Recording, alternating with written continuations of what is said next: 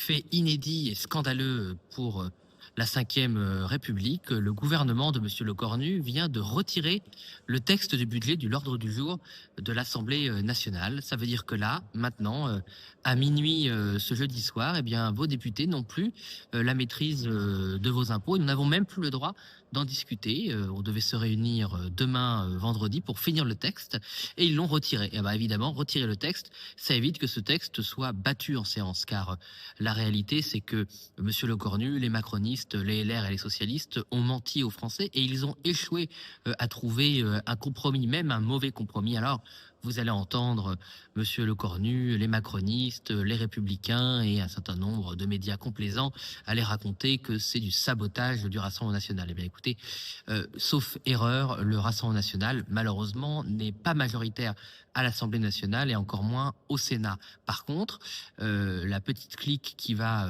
des socialistes aux républicains, ils représentent 53% des députés. Donc en fait, s'ils avaient trouvé un accord, et s'ils étaient présents à l'Assemblée nationale, eh bien ils pourraient décider de ce qui passe, de ce qui passe pas. Ils pourraient voter et le Rassemblement national, malheureusement, eh bien nous serions battus puisque nous sommes seulement avec nos amis de l'UDR 140. Donc vous faites rapidement le calcul, 300 députés du parti unique, 300 députés socialistes, macronistes et les républicains, bah, c'est plus mécaniquement que les 140 députés du RN et c'est même plus que les députés d'extrême gauche. Donc vous voyez bien que les macronistes sont de mauvaise foi, ils mentent.